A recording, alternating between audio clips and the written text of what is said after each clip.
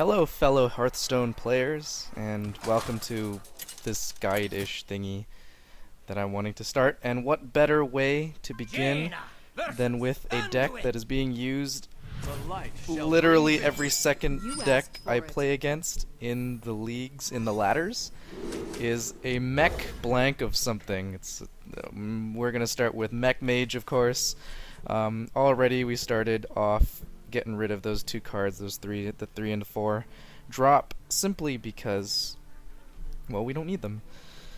And of course we got one of them back. I figured that it's probably cool to actually talk about some of the concepts that we've been learning in Hearthstone. A lot of the fundamental concepts. It's cool to learn about them, but then we want to be able to see them in action. So I want to just be talking about those kinds of concepts going on in this game. And this will just sort of be me talking about the games as we play them. So we're against a priest this time. And this is not a great hand to have at the beginning. It has a Cogmaster, it has a mech, and this is pretty much what you want to start off with. The best combo that you're looking for at the very beginning of the game is the Cogmaster and the Annoyatron, simply because the Cogmaster gets a huge boost in attack power and the Annoyatron protects the Cogmaster, right? And as you can see right here at the level 19s, again, we're seeing Cogmasters everywhere. We're seeing all this kind of stuff go down. And for the most part, all we want is to gain board control. That's pretty much the entire objective of the first 3 to 4 turns of any meching player that is using this kind of aggressive control style deck that you're going to see a lot in the early stages of the ladder. So we see a Mech Warper, very powerful mech card that we want to get off that field as fast as possible. Strangely enough, playing mech against mech is really difficult. Because these decks aren't really designed to deal with the amount of aggression that a mech style deck deals with, I mean, as you can see, we're kind of losing out here. And just like all the zoo decks, you can pretty much make a mech deck out of any of the heroes. I think it's entirely possible to. Some of the classes are better than others, of course, but like the reason why Mech Mage is so prevalent in the ladder nowadays is that the class-specific cards that you get from Mage are very powerful, and they work really well with the other mech cards, with the neutral mech cards, as well as the hero power. It works really well with mech as well, in order to gain that tempo, that board control that makes mech so powerful.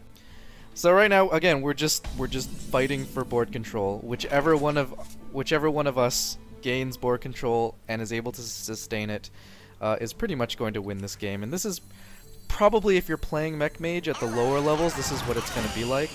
I would suggest actually playing Zoo all the way up until at least rank like 15 to 13, because then you'll get past all of these aggressive control decks and then you can start using more standard control decks. But as you can see, things are going pretty much how we would expect them to go with a mech versus mech deck. Our piloted Shredder becoming a Mana Wraith, not the greatest draw we could have asked for. But right now we are ahead, as you can see. We do have board control, we do have more cards than our opponent does, and unfortunately the Mana Wraith is kind of screwing us over a little bit because we can't play Sylvannas. So in order to alleviate that, we're just gonna get rid of it, pretty much. Using the 2-2 against the 3-2 is probably our best bet. I'm just trying to see if there's any other possible solutions. Oh, this looks to be better, simply because it allows me to destroy or take out his entire board while keeping the spider tank alive. So this gives us an even stronger board. However, what we are not playing with right now is we're very weak to Holy Nova as well as to MC Tech, and those are two very powerful possibilities in this deck. Thankfully, he just used the Akanai. And what's great about him using Akanai is not that it's an Akanai Soul Priest, it's the fact that he didn't use Holy Nova, which means we know for a fact he does not have Holy Nova in his hand right now, 100%, or else he would have used it. That the board was just too I mean, it's still really great for Holy Nova right now. We are dodging MC Tech, which is good. A lot of decks nowadays in the meta now have MC Tech, so watch out for that. And again, we know that he did not draw Holy Nova. That's great news for us. And the Enhanso Mechano, this card is an amazing card. The problem that I personally have with it is that usually when you use it, you've probably already won. Most of the time you use it to finish off your opponent because you've got a huge board, you use the Enhanso Mechano, and he just gives you so much tempo with all of the different abilities he gives all of your creatures that you just pretty much outright win the game. So at this point we're at turn 8. We want to start looking to figure out how to kill him now. He's got 1 card, so he's going to start playing. What we want to do is we want to force him. At this point in the game, you see your opponent has 1 card, you want to force him to start playing his top decks. So you want to force him to use that card and have to rely on the RNG factor. Because the RNG factor, although, you know, a lot of people are really angry at the RNG factor, they can get very rustled over the RNG. Most of the time, if your opponent is top decking, he's not going to be able to come back. There's a very low chance that he will, especially if I'm holding, you know, a very powerful card like Sylvannas. And he just used Silence, which is great because now we've got a Sylvannas in our hand that won't, with very low chance that he will get silenced unless this priest actually uses the neutral silence cards. Right? I'm pretty sure most priest decks don't have 2 silence cards. And again, we're just holding onto the board control, right? Right now, I have no need to kill him. Really, absolutely no need. The only thing that could really ruin our day is probably a Cobalt Shadow Priest. So that's probably the reason why I would get Sylvannas out there, so that I can deal with that. And so that's what we're gonna do here. We're probably going to kill off the Enhanso Mechano. We don't really have any mechs to play, so the Mech Warper isn't going to be great, especially when we're at about 10 mana already. The Mech Warper doesn't really do that much. Its usefulness decreases and depreciates as you get further and further into the game, as well as when your hand gets smaller and smaller. There's no real reason to hold an Enhanso Mechano out on the field, especially if we can dodge MC Tech as a result of that. So again, we're just attacking his face. This game is pretty much over. We're not playing the Goblin Blast Mage so we can dodge some MC Tech. I know I'm playing really inconsistency. Like, I'm pretty sure before I just threw out 4 cards onto the board and he had more cards, which is probably more dangerous because there's a higher chance he had MC Tech before. Now he's only got 2 cards, so the chances of him having an MC Tech are very low. But because we're in a very strong position, we don't need to give our opponent any more ways to beat us, right? When you're in a lead, you want to, all you really want to deal with at this point is, oh my gosh, what am I doing? I don't even know. Okay, we absolutely don't care about MC Tech at all. So I'm going to justify it by saying he leaves the game.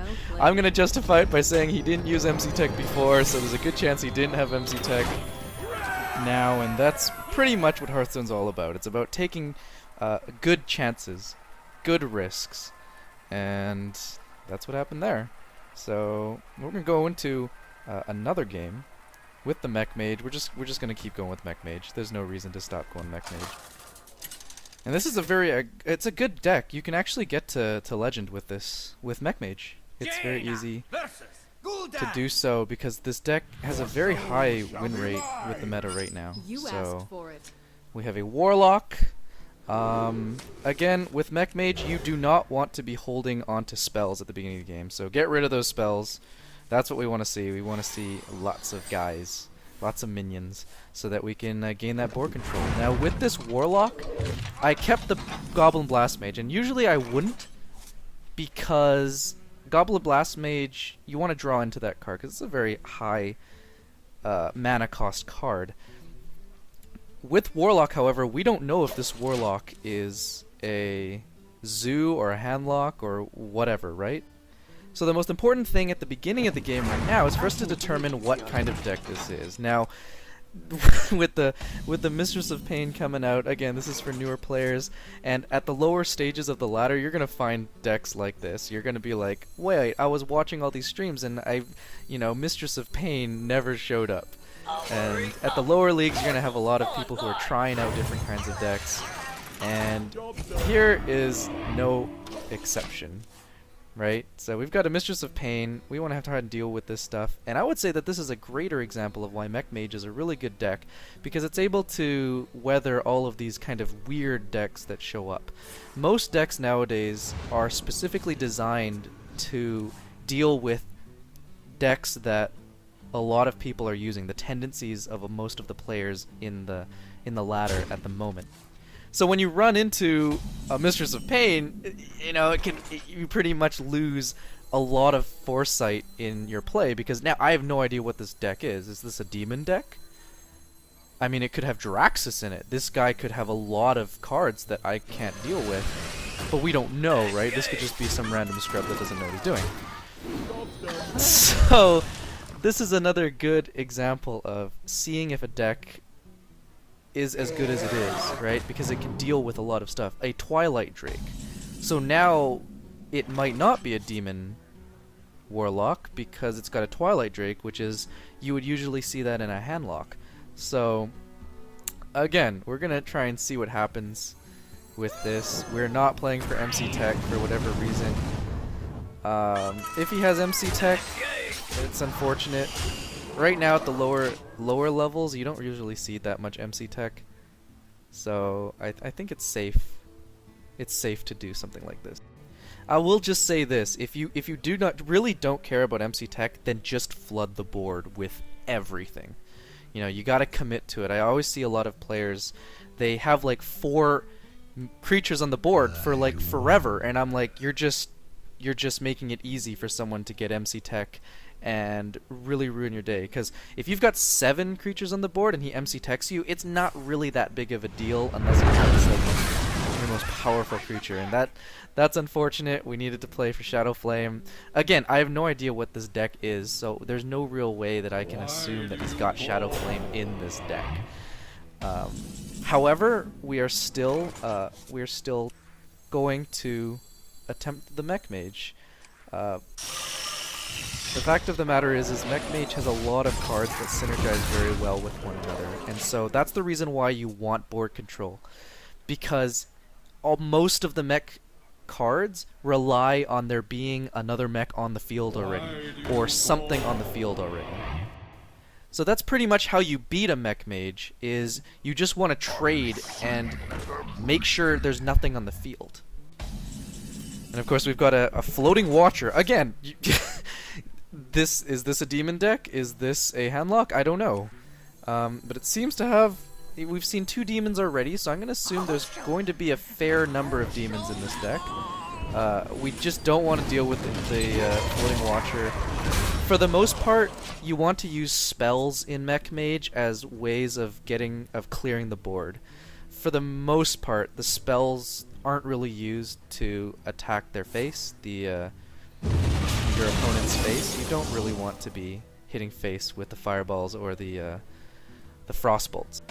And again, Hellfire, unfortunate, but we can't really play against that. So I guess if you're playing against a deck that you don't really know what it is, then it's better to keep your board kind of on the low side, but high enough in damage output that you can get rid of his board all good. And of course, we have an Ironbeak Owl. I mean, apparently this guy has everything necessary to counter everything that I'm using, which is a little unfortunate. But if we're able to actually beat this deck that seems to have answers for everything that we're doing, then that's going to be great. And luckily, we got a mech here, so that we can bring out our Tinkertown. Again, I've got 4 guys on the field already. There's no hurt in getting a 5th one. There's no card that could possibly take advantage between having 4 guys on the field and 5 guys on the field. So we're just going to continue to hold board control here. If he gets one of our guys, then, you know, we'll deal with it.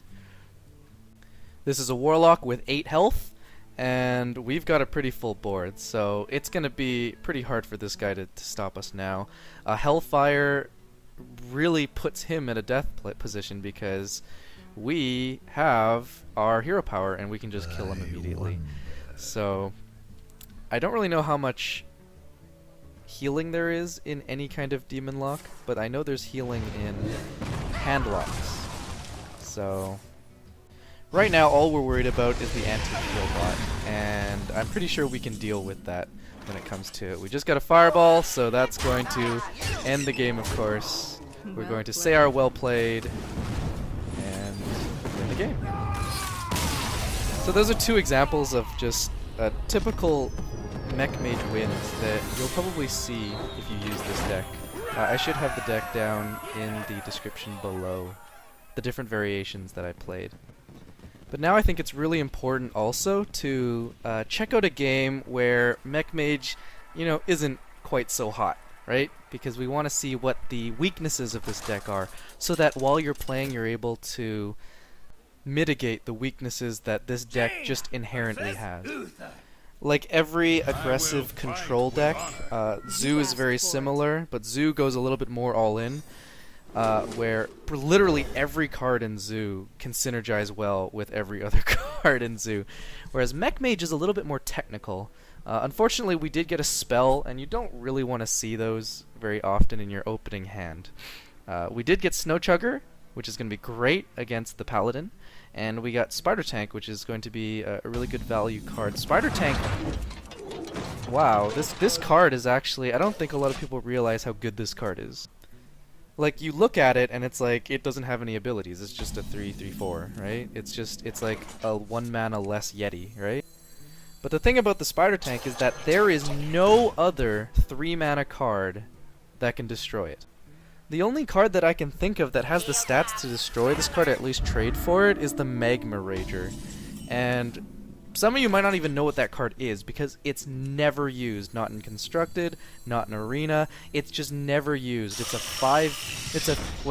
3 mana 5/1 with no abilities or anything. I mean, what is there else to say? The Spider Tank just fills a slot where there really isn't that much you can do, right? And now getting back to the game, Muster for Battle is such a great card, and it doesn't look that good, and unfortunately our Blast Mage only got 1 of those pesky Silverhand Knights, so we're gonna have to deal with this. The Blast Mage, again, if it had actually killed off all of the Silverhand Knights, I would almost say that this game is done. So we're going to continue stopping him from using his weapon. We're going to try and get rid of all of these as efficiently as we can. Unfortunately, I don't know if there's a way to do this. We're probably going to lose our Spider Bot. To arms, men! Oh man, Quartermaster, it hurts so much. So yeah, when you're playing against a Paladin, you want to get rid of those Silverhands as fast as humanly possible. Have I been saying Silverhand Knights? I think it's Silverhand Recruit. That's what it is. My bad. And now, of course, things are getting a little dicey because we need to get board control quick. The strength of this deck is you get board control very early. And right now, we slowly still have it. We don't have card control, unfortunately. We don't have good card draw happening, and that's the real big issue with this deck, is that we don't really have very good card draw ability. We did, however, get a free Mech Warper, which is pretty awesome. We do have Mirror Entity, again, which, for the most part with these spells, I would play them as soon as you have the opportunity to. Just because the spells, holding onto spells in your hand isn't really a great idea. These spells are specifically used, again, not for his face, but for getting that board control. And right now we also need to worry about Consecration, and this isn't really a good position. We have a lot of 2-3 health kind of minions happening, and honestly, right now, a consecration would really ruin our day, and that's really the weakness of this deck, is very early AoE hits. And for the most part, you can't really get around that. You can't really get around the fact that your opponent will have, you know, a consecration or a lightning storm or something like that, right? And of course, I'm sure we probably saw this coming. This is really, really bad for us. This is the weakness of this deck, and this is the reason why Mech Mage, it works up into a certain point, because up into a certain point in the ladder, you're going to reach decks that all have this kind of thing in them, where you're going to be facing a lot of control, long game, long-term control decks, and if you don't beat them within the first 5, 6, 7 turns, you've probably already lost. Now we got a Harvest Golem from that. It's not great, and right now we don't have the damage output to be able to take all of his health out. So, you know, this is looking a little scary. We did get the Mechanical Yeti, but unfortunately we just, again, we're holding spells in our hand. And this is literally the equivalency of holding 0 cards when it comes to having a Mech Mage deck.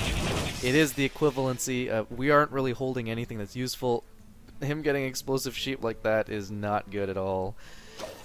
He can now take out our Yeti fairly efficiently by throwing the sheep into the Yeti, as well as throwing his Harvest Golem into it and ending off with a damaged golem. And oh, that's just the nail in the coffin right there. Here's the Sludge Belcher.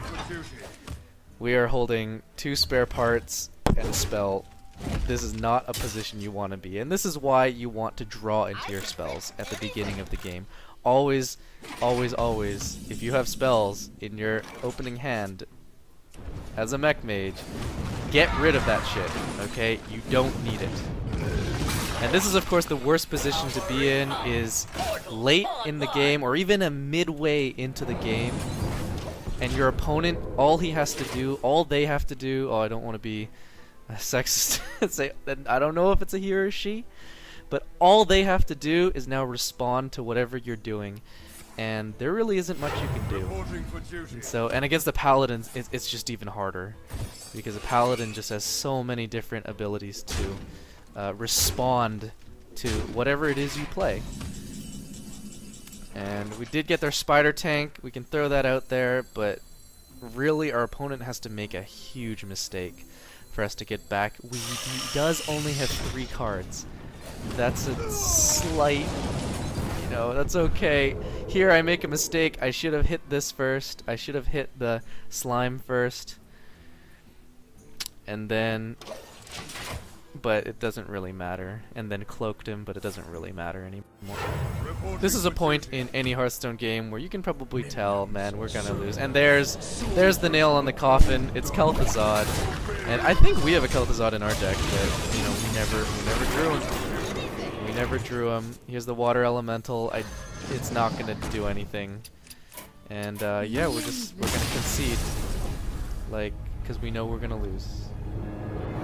So yeah, I hope this was educational for those of you that are playing. Check out Mech Mage, it's really, really fun to play. And I hope to do more of these kinds of educational videos while just playing more often. This is Start Now, and I'll see you guys next time.